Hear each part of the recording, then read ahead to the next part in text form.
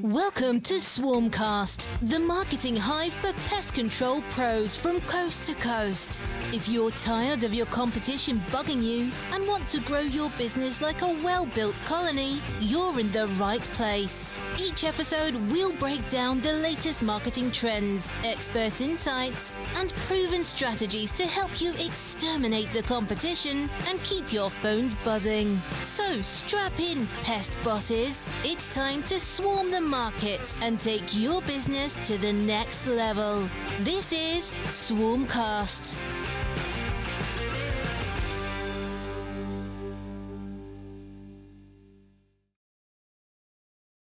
All right, welcome to the SwarmCast.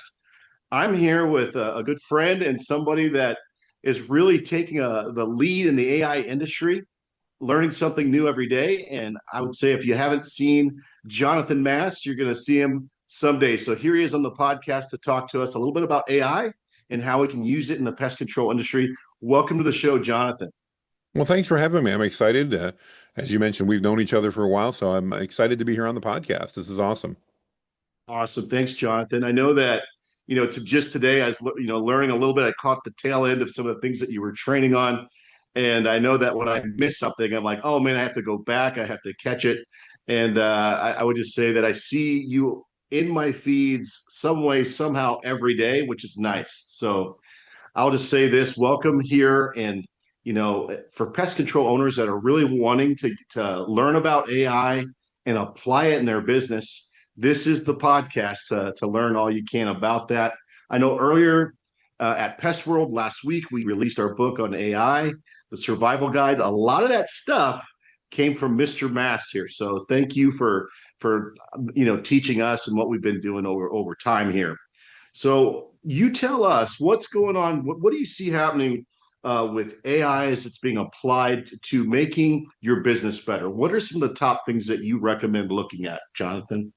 Well, it's a good question. I think there's a couple things that come to mind. First, if you're feeling overwhelmed by AI because of all the change, you are not alone. Don't feel bad.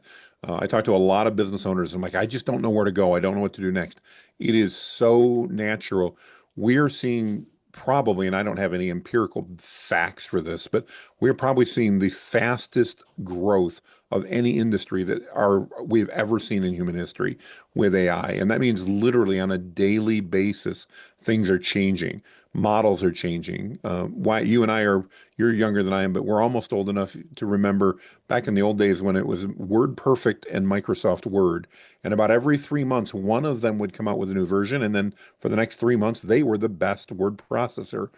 Same with Lotus 123 and Microsoft Excel. Really dating myself when I say that, but I was at least young when that happened. We're in that phase now with AI, but instead of happening every 3 months, it's more like literally every 3 days.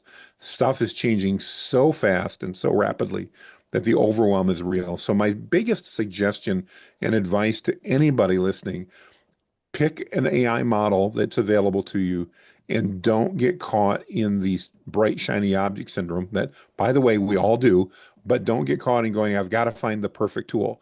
There is no perfect AI tool, but the one that you have access to, whether that's ChatGPT, if you're a Microsoft Shop Copilot, if you're a Google Shop Gemini, any one of those, you can throw Claude and Grok and others into that, any one of those will allow you to leap so far ahead of where you can be without AI that you don't need to find the best tool. You just need to find one of them and then settle in and learn how to use that. And my recommendation is every day, find one thing that you go, that report that I've got to review every day on maybe it's just employees' time cards and see how they're doing. I know I got to do it, but I don't want to do it. Well, let AI do it for you. It's a great data analyst. That email that you need to write to a client that you need to set some boundaries with because they're simply asking for too much and they're being unreasonable, but you want to be nice and professional because you really do like them.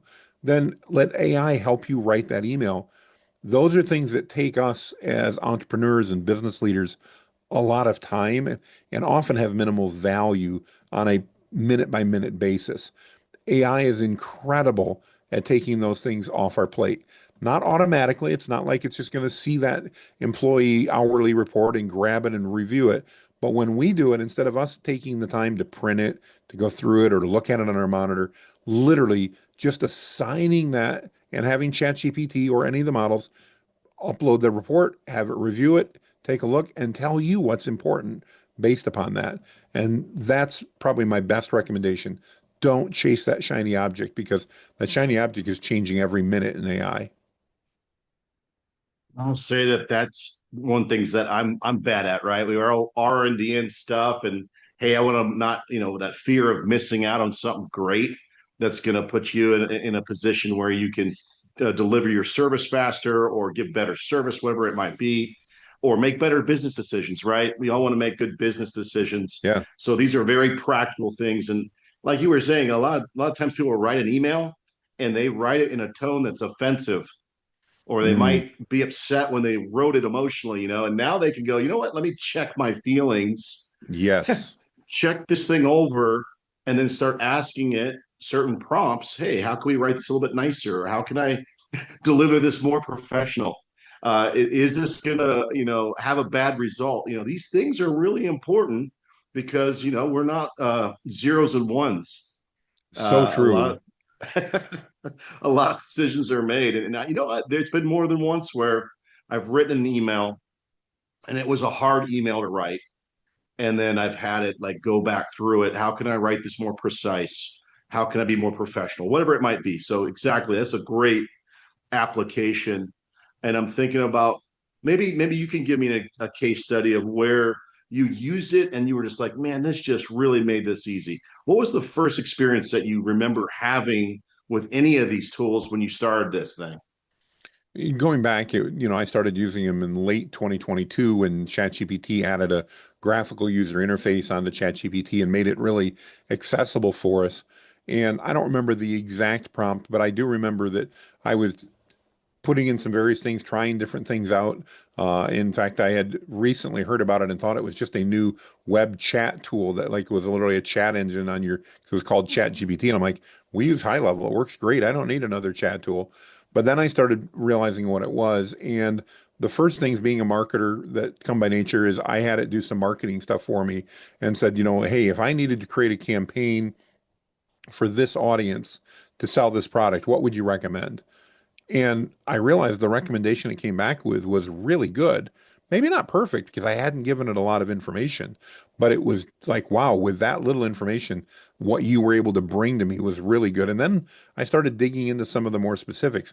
What would happen if I actually trained it on who I was, my personality, and things like that? And what would happen if we gave it some details on the client? So maybe back in the original days, it didn't have web search, but we would maybe print their website up on a PDF and we'd upload that. Oh my goodness, all of a sudden it got really good because it was actually taking real data and it could do that so fast and so good. And I found out it saved a lot of time. That time allowed me to make more money, which was awesome. But what I also found that was so impressive to me is that I was actually able to add more value to my clients. And I don't remember ever a time in history, Wyatt, when I've been able to save time and make more money and at the same time give more to my clients. It was always kind of an either or. If I needed to save time and make money, that meant we had to pull back from something we were doing for the client. And that's just not the case with AI. It allows you to benefit yourself, your team, your organization, and your client all at the same time. And that to me is just super exciting. That's awesome. I remember some of the tools like Surfer SEO, Hmm. still being used today, right, with the AI incorporated into it. And there was another one that was out there, and I think I was using it back in 2021, which had the ability to write copy. And I just thought that that was the coolest thing because, you Probably know, uh, Jarvis or something like that. Yep. yeah, it was Jarvis. I was using Jarvis, and I was just like, man, this makes it so much easier. And I was paying copywriters like a page rate, Oh and I yeah. was like, that was a lot of money I was spending for people just to write copy Oh yes. before you had these AI enabled tool sets that were being used for SEO. So as soon as those things started coming along, we met in Mexico at TCS. And I remember Yeah. we had a speaker come on the stage and talk about how she sold her copywriting business Yeah. because she saw the writing on the wall. Yeah. Yeah. No, And, and it has changed that entire world. Absolutely. And then we both just, love guys like Ken Moskowitz, and he wears that with pride from a standpoint of, hey, He does. this shut my business down. And while I was sick, I was learning. So we were learning earlier today from Ken, and I was just jumped off a call, and I'm going to go back to the Tangled Web, which all the images in here were generated by Jonathan that have this kind of that Pixar look, and that was just awesome. I was like, man, how'd you do that, Jonathan? Can you create all these pictures? He generated all the images in the Tangled Web and did them like within a couple of days. In the past, they used to have to pay artists or have people come in and do a certain thematic thing. Now, today, we can take the same thematic characters, grab an environment, and put them in Yes. it, and now Yeah. do like stuff that Hollywood's been doing for years. Now we have that at our fingertips on how to do that using scripting like JSON and using the whole Google suite with VO3, blowing me away. And by the way, in our mastermind coming up in November, Ken's going to go over some of those tools of using VO and some of those other new tools by taking imagery that's already there. For example, let's say you had trucks or people and you want to put them in these videos and have audio, scripted audio. You can do it on an ongoing basis on social media. So step beyond just image creation. Now we can do those videos and use those in our advertising. And I know that you've done stuff on Sora. What's your thoughts like on Sora and VO3 and some of that stuff you see coming out? I think that we're seeing huge jumps in the capabilities of these video tools and what they're doing.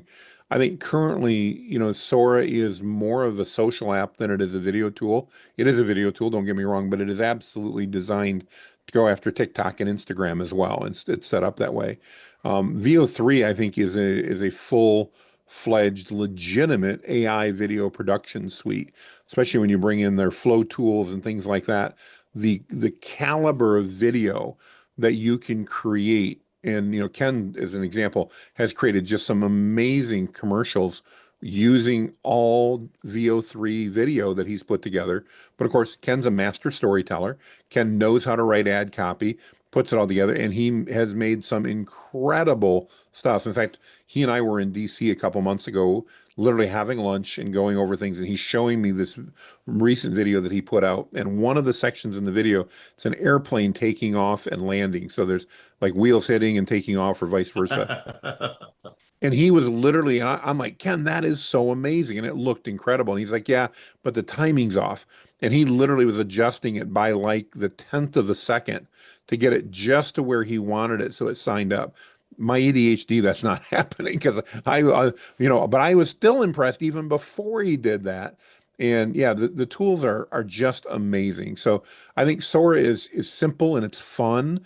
I'm a little surprised, very candidly, that they've taken quite such a loose position on copyrights that they have.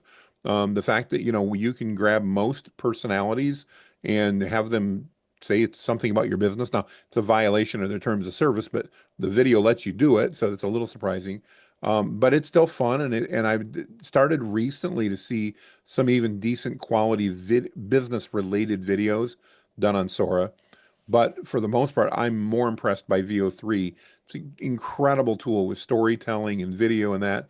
Even if you're just using it for B-roll, it's say that, I want to do my talking head thing, or we want to do the podcast and we just need an overlay of some B video. The fact that it can do that so easily while I'm sitting in Alabama and you're sitting wherever you're sitting just blows my mind away.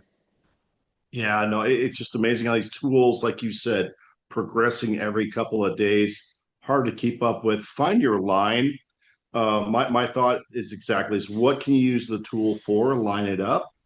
I know you gave us 10 tools earlier this year of what are great tools. One of them was like Napkin, for example. Yeah, I love Napkin, Napkin.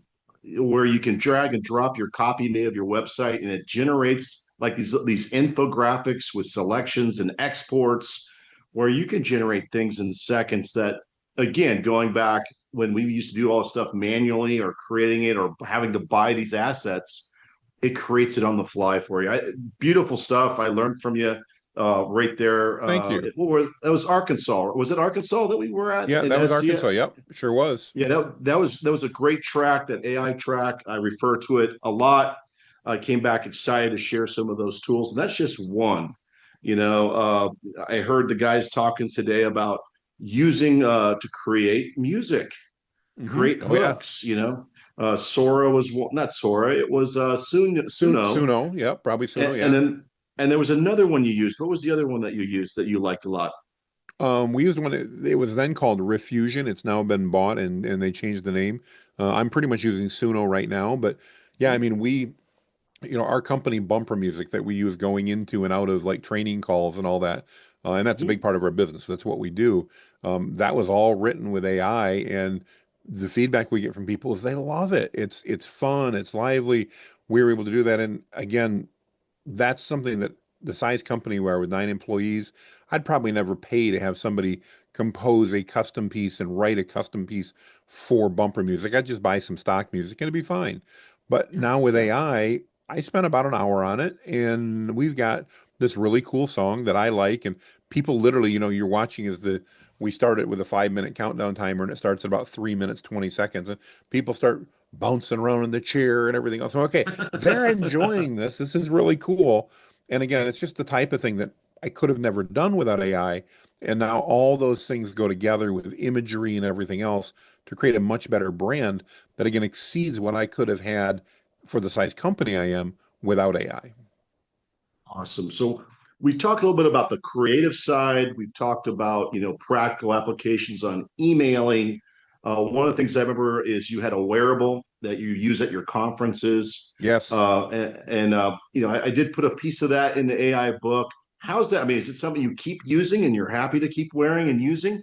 Yeah, so I've got it right here. If you can see it on the background or not, Yeah. let's see here. We got it. It's called a limitless pendant. It's magnetic, so I have it on a really cheap, neck thing right now, but I can take it off and it's magnetic, so I can put it on my shirt or whatever I want. It's absolutely fantastic. Um, I was at a conference, yeah, this last week. We were just talking about it in Nashville as part of the Commitment Summit or the Committed Mastermind, I'm sorry. And I wore it pretty much the whole week. It recorded the conversations and does all that.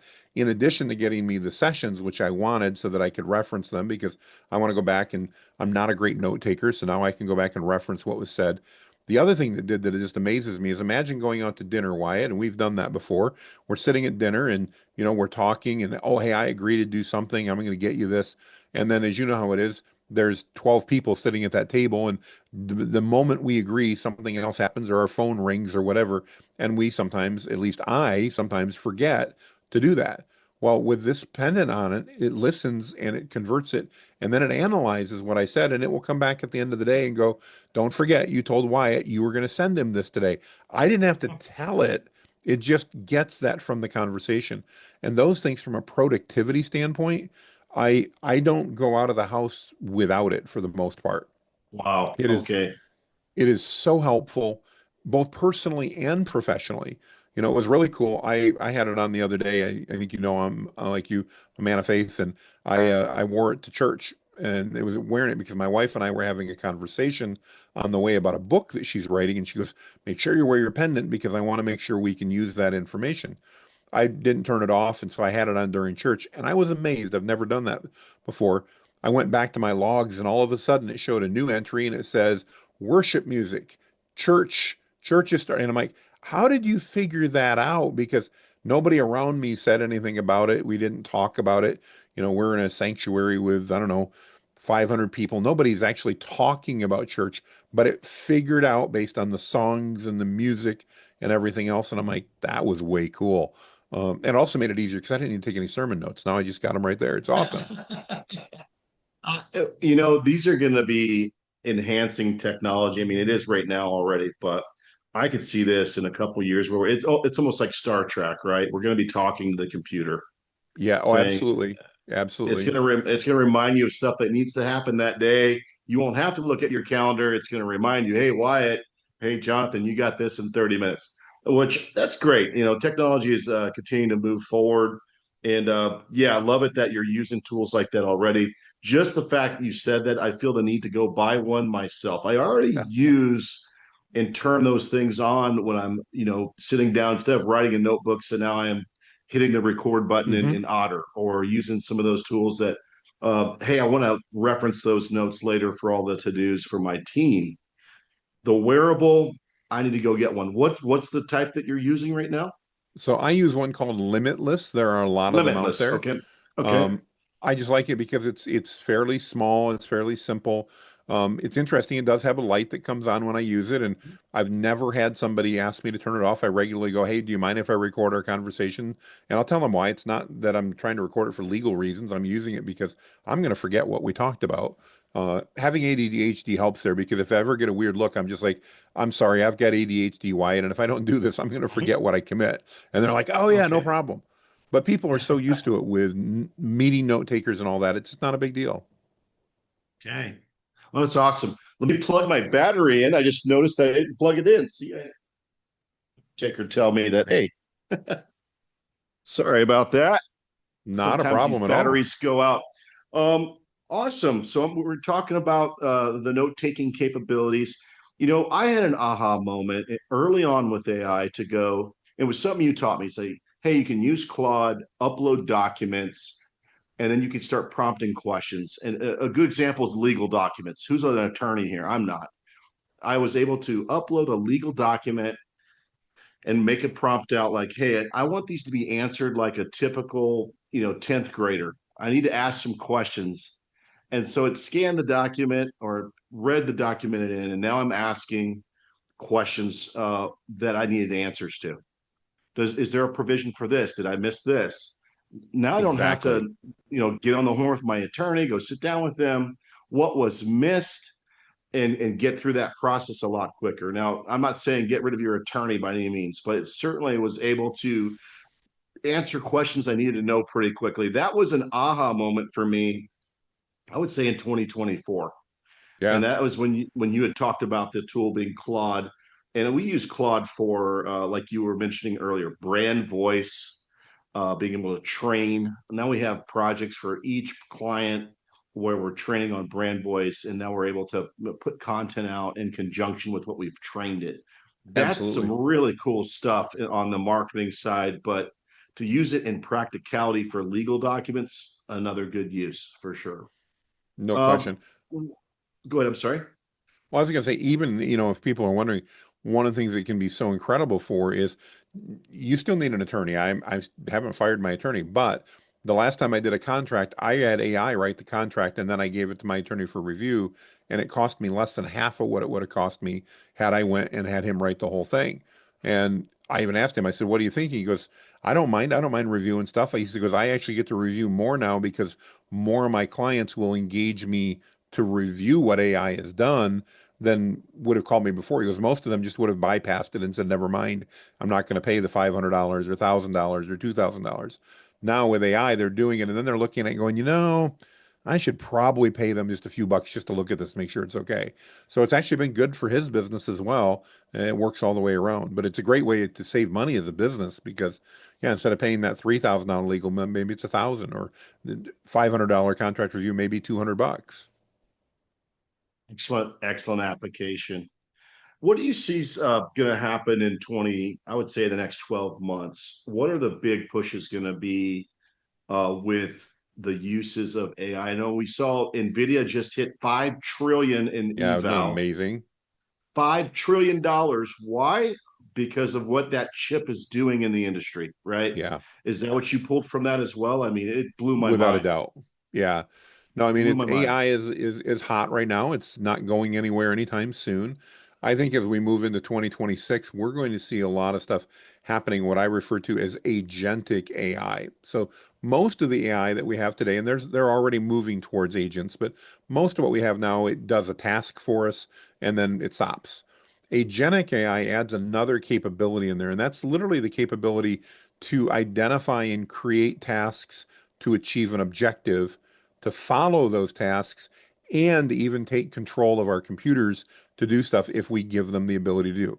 So this isn't stuff to be worried about. It's not like it's, going to take over and terminate or anything like that. But great example is I had a document the other day that I had used Google Gemini, one of the major tools to write. And when I had it take what it had done and put it into a Google Doc, because I was going to make a guide out of it, it brought over a bunch of citations. Now, normally that's not bad, but I didn't like the way it brought them over. It just made the document hard to read. So normally what would that mean? That would mean I'd have to go through and manually delete all the citations or have somebody on my staff do that. Instead, I had AI do it. I literally had opened up my agentic browser, which is run by Perplexity. And I said, this Word document's got a bunch of citations in it. I don't like the way it's done. I want to leave the references at the end of the document, but I want to remove the really ugly tags they put in. 2 minutes later, it was all done. I didn't have to do it. Wow. I couldn't have sent Wow. it to my team to do that fast. And that's just a great, because it was actually able, and it did, it took over my screen and literally edited the document on my screen for me. It took over that and used those capabilities. So I think that's the area we're going to see the most change. I think there's going to be a lot of changes in video. There's going to be more changes in photo.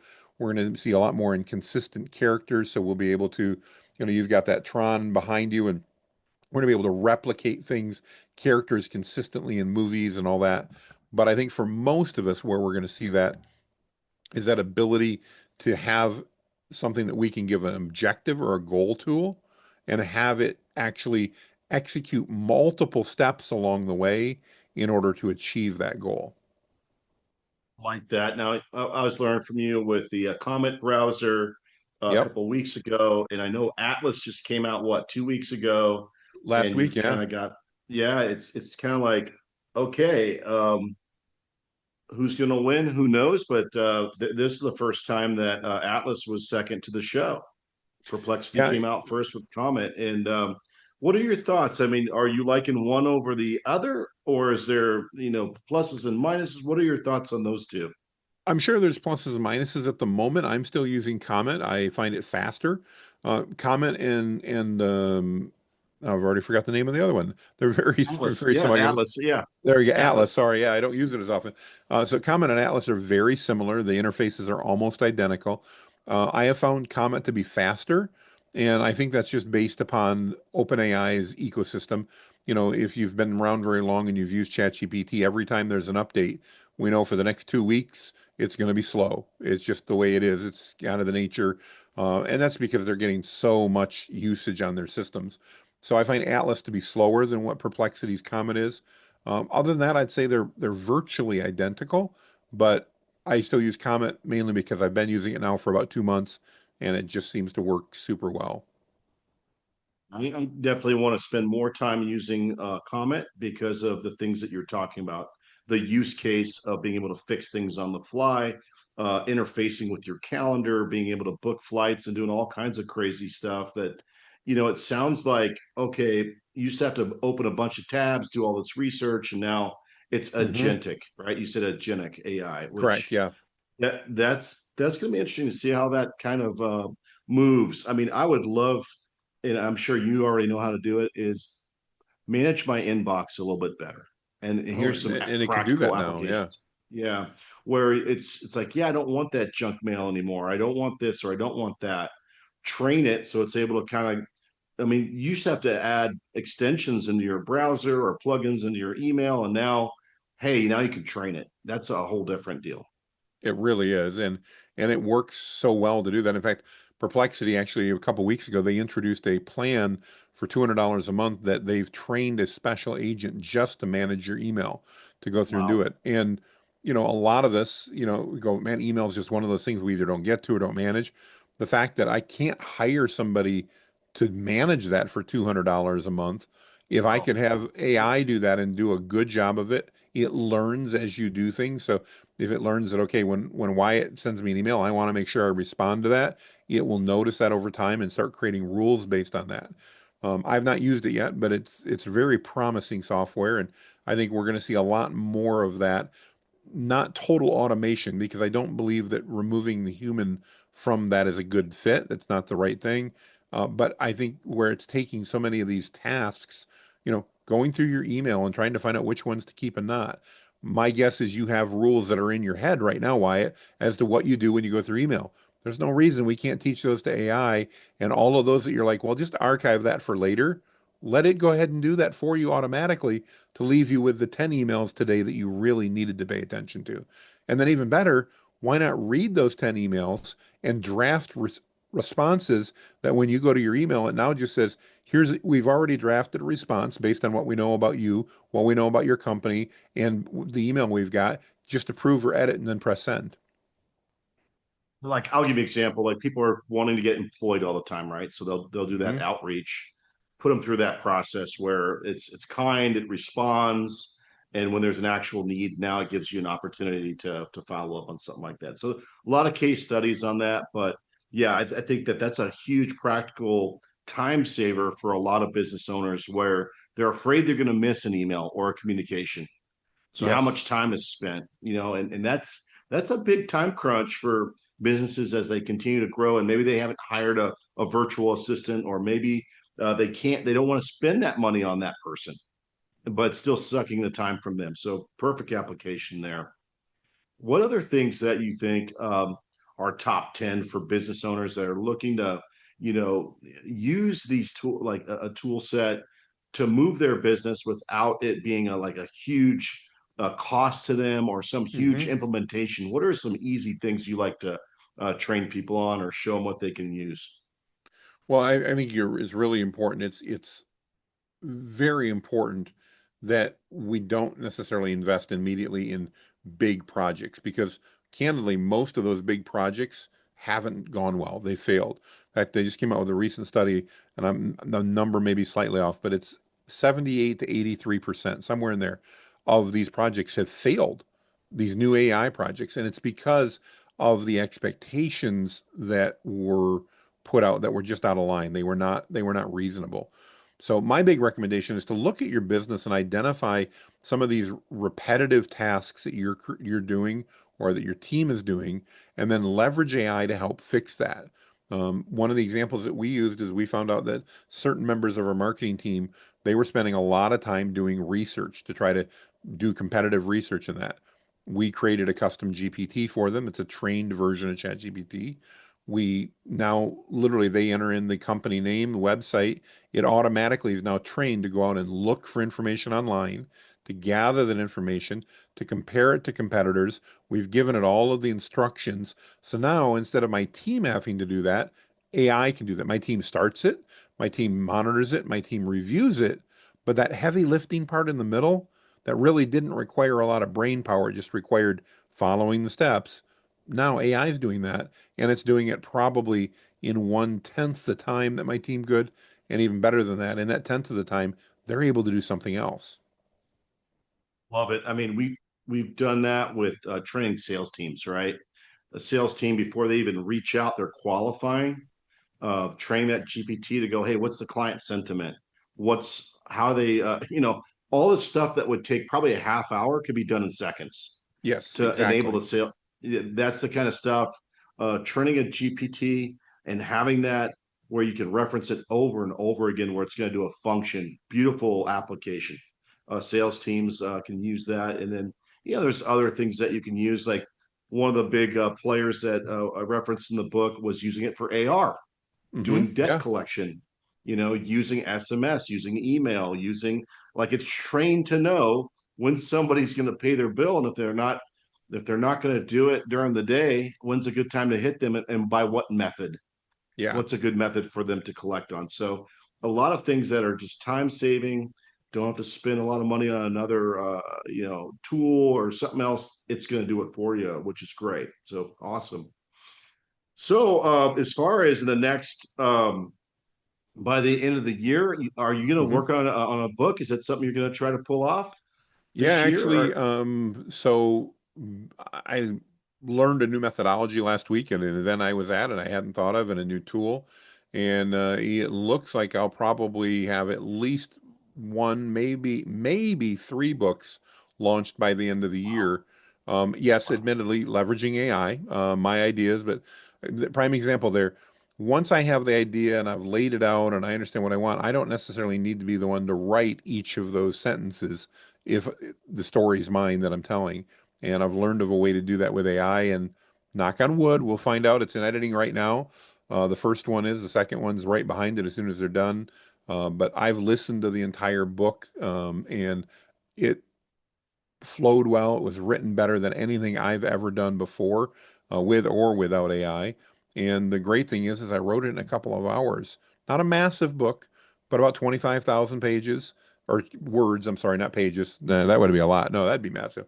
25,000 words. So about twice the size, if you've ever read like Raving Fans or Who Might Move My Cheese, about twice as big as those were. And yeah, I'm really looking forward to that and seeing how that comes out. It's awesome. You know, when ones are going to be reaching out to you after they listen to this podcast, where should we send them? We're going to send them to the Whitebeard, what is it called? Strategies website. That's where we're going to send them. WhitebeardStrategies.com. Yeah, if you just go to Whitebeard Awesome. Strategies, I've got tons of resources out there and everything else, ways to reach out and contact me if you've got questions.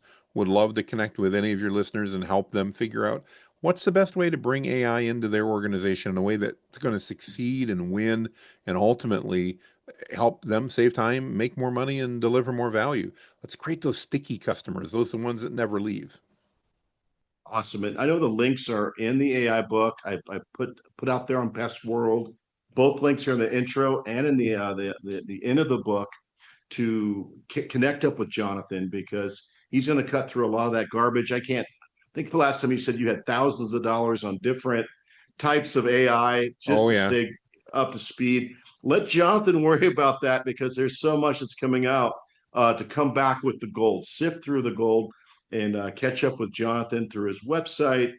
There's a mastermind. There's a lot of stuff that Jonathan's putting out there for obviously it's not just for the pest control industry, but a lot in home services. I think it goes even beyond that. Like, what is the breadth of who you're trying to reach, Jonathan? Anybody like an entrepreneur? I mean, what's the breadth? Yeah, it's a great question. So what we tell people is we found our audience identifies with the phrase entrepreneur, and often has a team, sometimes small, sometimes it's even a team of contractors they're working with. But if your listeners, I say that word entrepreneur and you go, yeah, that's me, you're probably part of the audience we're looking for. And our goal very simply is to help again give you the tools and the resources very practically to leverage AI in order to grow your business, save time, make more money, and add more value to your clients at the same time. That's awesome. Just to have another resource in your pocket outside of a lot of the hype, I call it snake oil that's out there, where like Jonathan brought out, it was an MIT study that said like a 95% of projects failed. It's not the Yeah, that's it. AI's, it's not the AI's fault. It's the application and really just how do you work around that where it makes sense. I think a lot of people jumped on it, and so now you have a lot of this distrust. Well, now you have Exactly. Jonathan to reach out. He'd be my first call. I'd call Jonathan first to say, hey, Jonathan, what's going on here, if I couldn't get the answer. And it's just nice to have him and get a chance to talk with him through some of the other groups that we're in. So thanks for jumping on the podcast, Jonathan. Happy to And do it. I think next year we're going to be doing an event. I'm going to reach out to you and see if you're available for that too. We'll see. But Please thank do. you for thanks for coming on and sharing like freely as you do. I mean, so many people are benefiting. I saw your audiences on Facebook, LinkedIn. I mean, subscribe to this guy. He's on every platform. If we talk about omnipresence, is there a platform you're not on? I don't think so. Everywhere I looked, you were there. So make Yeah, sure I you think the only connect. one we don't spend much time on TikTok because our audience isn't there at the moment. But other than that, yeah, we're pretty much on every platform. That's awesome. Well, thanks again, Jonathan. I appreciate you coming on the show today. Thank you.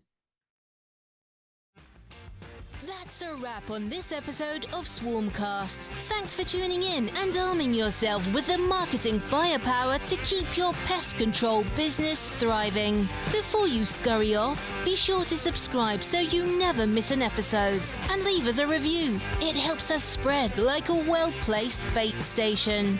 Got a topic you want us to tackle? Drop us a line and let's keep the conversation buzzing.